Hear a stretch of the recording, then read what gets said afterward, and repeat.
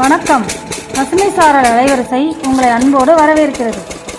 இந்த சேனலுக்கு நீங்கள் புதிய நண்பர்களாக இருந்தால் மறக்காமல் சப்ஸ்கிரைப் பண்ணுங்கள். கூடவே கீழே இருக்கிற பெல் பட்டனையும் அழுத்துங்கள். பசுமை சாரல் நண்பர்களுக்கு பசுமை வணக்கம். இன்றைய தினம் நம்ம எங்க வந்திருக்கிறோம்னு பார்த்தாங்க, கடலூர் மாவட்டம் விருத்தாசலம் வட்டத்துக்குள்ள உள்ள டிவி புத்தூர் என்ற ஒரு அழகான கிராமத்துக்கு வந்திருக்கிறோம். பக்கத்துல இருக்கிற அருமை நண்பர் சுரேஷ் அவங்க இந்த டிவி புத்தூர் கிராமத்துல இயற்கை விவசாயம் செய்து, இயற்கை விவசாயத்துல கரும்பு இயற்கை விவசாயம் செய்து அதை சர்க்கரையா மாத்தி மக்களுக்கு நஞ்சு இல்லாத சர்க்கரையா கொடுக்குறாங்க அப்படின்னு சொல்லி கேள்விப்பட்டு இன்னைக்கு வந்துக்கிறோம். அவங்க நஞ்சில்லா கரும்பை நஞ்சில்லா சர்க்கரை எப்படி உற்பத்தி பண்ணி மக்களுக்கு வழங்குறாங்கன்ட்டு தெளிவா சொல்லுவாங்க. தொடர்ந்து இந்த வீடியோ பாருங்க, உங்கள் கருத்துக்களை பதிவிடுங்க நண்பர்களே. நம்ம நேரடியாவே நுகர்வோருக்கு எல்லாமே கொடுக்குறோம். கரும்பு உற்பத்தியுமே ரசாயனம் இல்லாம உற்பத்தி பண்றோம். இந்த உற்பத்தி பண்ற வெல்லமோ நாட்டு சர்க்கரையுமே ரசாயனம் இல்லாம உற்பத்தி பண்ணி கொடுக்குறோம். இதை நேரடியாவே உபயோகப்பாளர்களுக்கு நம்ம கொடுத்துட்டு இருக்கோம். நம்ம இந்த கடந்த ஒரு 4 ஆண்டுகளா கொடுத்துட்டு இருக்கோம். இதோட வெரைட்டி பாத்தீங்கன்னா COC 8603 ஒரு வெரைட்டி. இது கரும்பு உற்பத்திக்கு நாட்டு சர்க்கரைக்குமே இந்த வெள்ளத்துக்குமே நல்லா பதமா வரும்னா இது ஒரு வெரைட்டி தான். கடந்த 30 ஆண்டுகளாவே இது ஒரு வெரைட்டி தான். இது சிறப்பாக பண்ணிட்டு இருக்குது. இந்த பகுதியில் பார்த்தீங்கன்னா நம்ம தென்னார்காடு மாவட்டம் கடலூர்ல நம்ம சிறப்பாக நேரடியாவே கொடுத்துட்டு இருக்கோம். இதுங்க இந்த கரும்பு விவசாயம் எத்தனை மாசம் பண்றீங்க? இந்த கரும்பு ஒரு 12 மாதங்க. இது 12 மாதம் 10 மாசத்துல 2வது போகலாம். 10 மாசத்துல கூட நம்ம வெட்டலாம். சரி, 12 மாத கரும்பு உற்பத்தியில முக்கியமா இயற்கை இடுபொருள்கள் என்னென்ன கொடுக்குறீங்க சொல்லலாம்? இயற்கை இடுபொருள்கள் பெருசா கொடுக்கும். ஏன்னா கடந்த ஒரு 10 வருஷமாவே நம்ம மண்ணு மாறி போயிடுச்சு. அதனால என்ன பண்ணுவோம் அப்படின்னா, கரும்பு போட்ட பிறகு ஒரு சான் வளர்ந்துருச்சு அப்படின்னாலே ஒரு மாசம் பயிரில் தக்கை பூண்டு சனப்பை இந்த பசுந்தாள் உரங்களை இடையில போடுவோம். அது இந்த பயிரை தாண்டி வளர்ற அளவுக்கு வரும்போது அதை மடக்கி உழுதுருவோம். இதுதான் பெருசா கொடுக்குற இது. 2 முறை இதை பண்ணுவோம். அப்புறம் 3வது முறை கடலை புண்ணாக்கு நம்ம போடுவோம். கடலை புண்ணாக்கு நம்ம கேள்விப்பட்டிருக்கோம் இல்லைங்களா? அந்த கடலையில இருந்து வர்ற அந்த சாறு பிரிஞ்ச எண்ணெயை பிரிஞ்ச பிறகு வர்ற புண்ணாக்கு கடலை புண்ணாக்குன்னு சொல்லுவோம். கடலை புண்ணாக்கு தான் இருக்கிறதுல அதிக சத்து உள்ளது பயிருக்கு. ஸோ அதை கொடுத்து எருவோட மிக்ஸ் பண்ணி, சட்டமெல்லாம் மீன் அமிலம் இருந்தால் மீன் அமிலம் எல்லாத்தையும் மிக்ஸ் பண்ணிட்டு அதை எரு கூட போட்டு அதை போட்டு மண்ணை அணைச்சிருவோம். இதுதான் 2 இல்லை 3 முறை கொடுப்போம். அதுக்கு அடுத்தது பார்த்தீங்கன்னா சோளை கழிப்போம். சோளை கழிக்கிறது ஒரு 3 மாசம் 4 மாசம் பயிர் என்னோட நெஞ்ச அளவு வந்துருச்சுனாலே சோளை கழிப்போம். அப்புறம் இன்னொரு முறை மண் மிஷினால நாங்கள் மண் போட்டு ட்ரில்லர் மிஷினால மிஷினை அணைச்சிருவோம். மண் இதை அணைச்சாலே போதும். வாரத்துக்கு 2 தண்ணி கட்டுவோம். இதுதான், வேற எதுவும் சிறப்பா அது செய்யணும்னு அவசியம் இல்லை. கரும்பு ஆட்டோமேட்டிக்கா வளரும். இப்ப 4 ஆண்டுகளா இதான் பண்ணிட்டு இருக்கோம். நேரடியாவே எல்லாமே தமிழ்நாடு ஃபுல்லா எல்லாருக்கும் உற்பத்தி பண்ணி கொடுத்துட்டு இருக்கோம். திருப்பி கேட்டுட்டு இருக்காங்க. எங்களால நீடை தான் பூர்த்தி பண்ண முடியல. சரிங்க, இப்ப இந்த அளவுக்கு நீங்க கரும்பு இயற்கை முறையில உற்பத்தி பண்றீங்க. உற்பத்தி பண்ண கரும்பை நீங்களே அதை சர்க்கரையாவோ வெல்லமாவோ மாத்தி மக்களுக்கு கொடுத்துட்டு இருக்கீங்க. நம்ம நீங்க இந்த கொப்பரை பட்டறையில தான் நம்ம நின்றுட்டு இருக்கிறோம். பக்கத்துல சவுண்ட் எல்லாம் கேட்டுட்டு இருக்கு. இந்த கரும்பை நீங்க சர்க்கரையா வெல்லமாவோ மாற்றும் போது அதுல என்ன தொழில்நுட்பங்கள்? நிறைய பேர் இப்போ கெமிக்கல்ஸ் எல்லாம் போட்டு சர்க்கரையை உற்பத்தி பண்றதாக கேள்விப்படுறோம். நீங்க எப்படி உற்பத்தி பண்றீங்கன்னு சொல்லலாம்? இது சாறு எடுத்தது, பாலை எடுத்ததுக்கு அப்புறம் உங்களுக்கு இதுல நிறைய பேர் என்ன பண்ணுவாங்கன்னா, நிறைய ரசாயனங்கள்லாம் கலப்பாங்க. அதாவது கலர் அழுக்கு நீக்கி கலர் வர்றதுக்காக இது மாதிரி நிறைய ஸ்டேஜ் இருக்குது. அதெல்லாமே பண்றதுக்காக ரசாயனம் பண்ணப்பாங்க.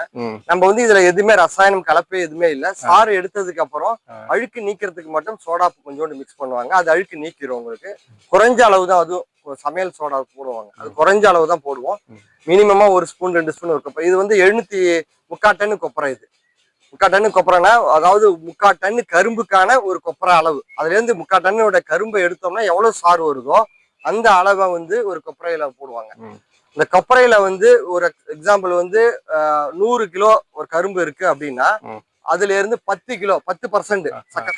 இப்ப 100 கிலோ கரும்பு வருது அப்படின்னா அதுல இருந்து 10 கிலோ 10% எப்பயுமே சக்கரை உற்பத்தி ஆகும் உங்களுக்கு. அப்படி எடுத்தோம்னா நல்ல உற்பத்தின்னு அர்த்தம். ஸோ ஒரு கொப்பரையில நாங்க 60 இருந்து 65 கிலோ சக்கரை எடுப்போம். நேற்று டெய்லி எடுத்துக்கிட்டு தான் இருக்கோம். வெல்லமும் அதே மாதிரி எடுப்போம். அது பதம் பார்க்கறவங்களும் தனியா இருப்பாங்க. அவங்க பார்த்து சொல்லும் போது அதை எடுப்போம் நம்ம.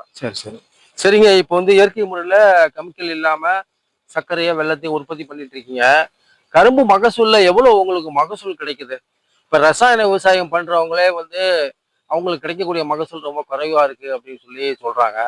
நீங்க இயற்கை முறையில சாகுபடி செஞ்சு கரும்பு ஒரு ஏக்கருக்கு எவ்வளவு மகசூல் கிடைக்குது?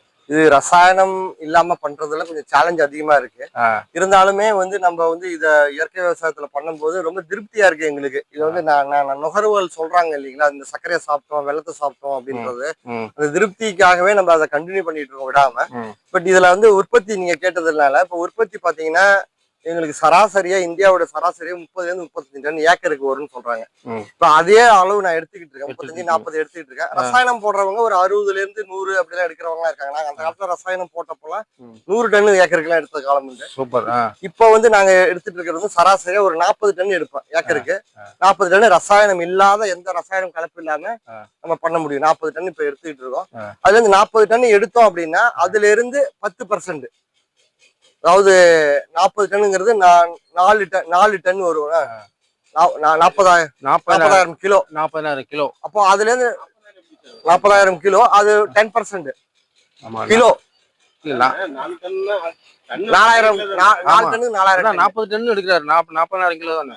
40,000 கிலோ. அதுல இருந்து 10%னா உங்களுக்கு 4 டன்னான சர்க்கரை கிடைக்கும். அப்படியே இல்லைனாலும் 2.5 to 3 டன் மினிமம் நம்ம எடுக்கலாம். சோ அதுதான் நம்ம உற்பத்தி பண்ற கரும்பு. இந்த நீடட் வந்து ஏற்கனவே நிறைய நுகர்வோர்கள் வந்து 5 கிலோ 10, நான் வந்து மினிமமா சில பேர் வந்து பேக்கிங் தான் கொடுப்பாங்க 20-25. நம்ம அப்படி கிடையாது. 1 கிலோ 1/2 கிலோ இப்படி வீட்லயும் வந்து வாங்கிட்டு போறாங்க. நம்ம வெளியிலயும் 1 கிலோ 2 கிலோ 3 கிலோ இப்படி நம்ம அனுப்பிச்சிட்டு இருக்கோம். நம்ம வயல்ல வேலை செய்யறவங்களே வந்து இதை வாங்கிட்டு போயிடுவாங்க 90%. விற்பனைங்கிறது பெரிய இது கிடையாது. நல்லாவே போய்கிட்டு இருக்கு. நல்ல ரெஸ்பான்ஸ் நல்லா இருக்கு. இப்ப 40,000 கிலோ அதாவது வந்து ஒரு 40 டன் மகசூல் எடுக்கக்கூடிய கரும்புல இருந்து 2.25-3 டன் சர்க்கரை கிடைக்குங்கிறீங்களா? கண்டிப்பா. 2.25-3 டன். சரி சரி. இப்போ வந்து 1 கிலோ சர்க்கரை என்ன ரேட்டு கொடுக்குது? இப்போ கடந்த ஆண்டுலாம் பாத்தீங்கன்னா ஒரு 120 130 அந்த ரேஞ்சில கொடுத்துட்டு இருந்தோம். இப்ப செலவுகள் ரொம்ப அதிகமாகுது. ஆள் பதம் பார்க்கறவருக்கே வந்து 800 ரூபாய் 900 ரூபாய் அப்படி விலை அதிகமாகிறதுனால 130 தாண்டி 140 இந்த ரேஞ்ச் இந்த வருடம் கொடுக்கலாம்னு நினைச்சிட்டு இருக்கோம். சரி. இதே நீட பூர்த்தி தான் பண்ண முடியல நம்மளால. ஏன்னா குறைஞ்ச அளவு பண்றதுனால லார்ஜ் ஸ்கேல்ல பண்ணோம்னா இன்னும் அடுத்தடுத்த ஆண்டுகள் வந்து நிறைய கொடுக்கணும்னு ஒரு ஆசை. பட் ஆனா எங்களால முடியறதுல ஆள் பற்றாக்குறையால. சரிங்க சரிங்க சரிங்க. ரொம்ப சந்தோஷம். அதாவது வந்து நீங்க இயற்கை விவசாயம் கடலூர் மாவட்டத்துல விருத்தாச்சலம் பக்கத்துல டிவி புத்தூர் கிராமத்துல இயற்கை விவசாயம் பண்ணி கரும்பை வெளியில எங்கேயும் கொடுத்துடாம அது நீங்களே வந்து கொப்பரை அமைச்சு சர்க்கரையா மாற்றி மக்களுக்கு கொடுக்குறீங்க. அந்த வகையில பசுமை சாரல் சார்பாகவும் மனமாற வாழ்த்தி எங்க நேயர்கள் உங்களை வந்து நிறைய பேர் ஃபோன் பண்ணி உங்களை சர்க்கரை கொடுங்க அப்படின்னு சொல்லிட்டு கேட்பாங்க. அதனால உங்க தொலைபேசி எண்ணை பதிவிட்டுட்டு இந்த வீடியோவை நம்ம அன்போடு முடிச்சுக்கலாம். நன்றி. பசுமை சாரல் எட்வின் ஐயா அவர்களுக்கும் நன்றி. என்னுடைய தொலைபேசி எண் 944961768. ஓகே, நன்றி.